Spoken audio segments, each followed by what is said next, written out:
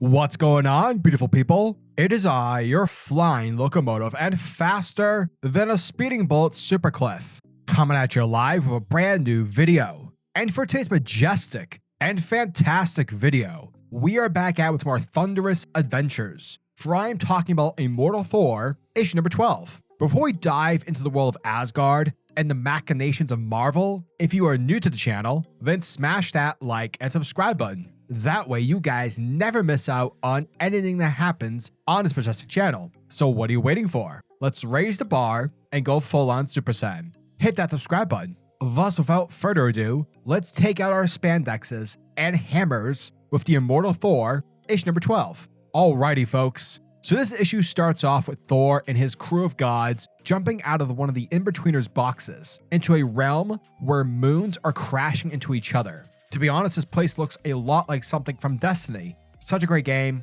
sad that it's ending, but I digress. Now remember, Thor and the gods are aiming to save Tyr from oblivion, for he has been infected. Now Thor, it turns out that him and the squad are in the realm of Twaz, a wizard who tended to Thor in his younger days. And it turns out that Twaz is just one of those many names he's adopted throughout time and space. In actuality, he's the great-great-grandfather of Thor. He's Odinson. Meanwhile, we pick up where we last left off Hermit, basically the Hermes of the Norse mythology.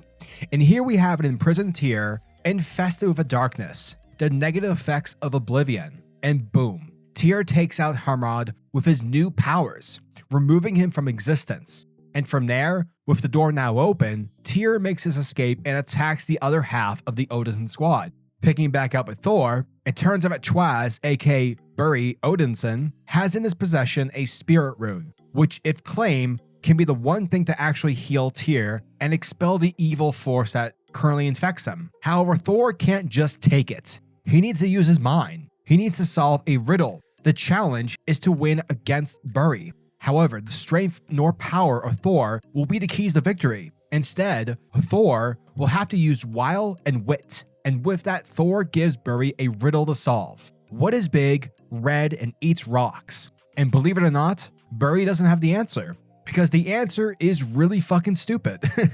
It's very, very basic. The answer being a big red rock eater. Alas, with this victory, Thor wins the spirit rune. And with its power, heals Tyr, expelling oblivion from his system once and for all. However, before the issue ends, before the gods can celebrate and drink all the mead that they can, before they leave Yor's realm, Thor asks that, through his powers, he wants to know if he knows things that Thor himself should know for the future. And thus, his older brother obliges to the request. Yuri informs Thor that his end is coming, and that it will end soon, in blood.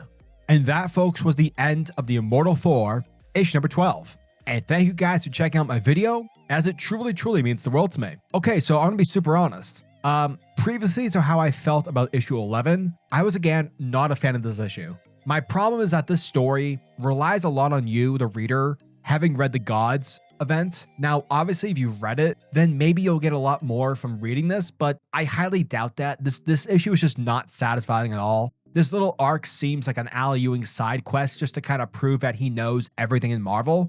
And that's fine, but it wasn't engaging enough. Nothing from these past two issues really connect to the overall Immortal Thor story. And I'm sure the argument can be made, well, it's the experience, it's the friends you make along the journey. No, not here. Everything feels super disconnected from the main run. It doesn't feel at all like it belongs in the same Thor series. Like if you read JasonAaron's Thor, yeah, there were side quests, there were certain arcs that didn't, that weren't pertain to the main plot, but you felt like you were still reading a JasonAaron Thor story. Here, I didn't feel like I was reading the AlEwing Immortal Thor. I felt like I was reading a tie-in. It was very off. And when it comes to the art, look, I don't want to be an asshole, and I'm not trying to be. I'm just trying to be honest. No way in seven hells does this art have in any way have a feeling of relation to the type of story Ewing is trying to tell. It doesn't share the same type of personality with the writing and what Ewing is going for. Again, not trying to be a dick, but these last two issues have just been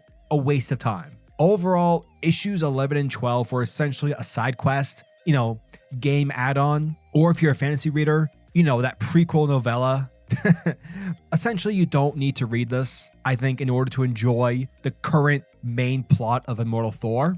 I know that the next issue will bring in Hercules, and I really like that character a lot. But if that issue doesn't do well, I'm probably going to drop this book because a lot of new books are coming out next month, like X-Men and all that fun stuff. Avengers versus Alien, that looks incredible. But yeah, that's just my honest take on this. And yeah, it's not good. So yeah, as always, I'm a majestic sayer of words, SuperCliff. And if you guys are new to the channel, then do me a solid by smashing that like and subscribe button, and also the notification bell so that you'll never miss out on an upload, and so that you'll always be kept up to date with your favorite top tier comics happening in the comic book world. Now tell me, what are your thoughts and opinions on this issue? Are you guys excited for issue number 13? Let me know down in the comment section below. And until the next video, peace, giggity goo.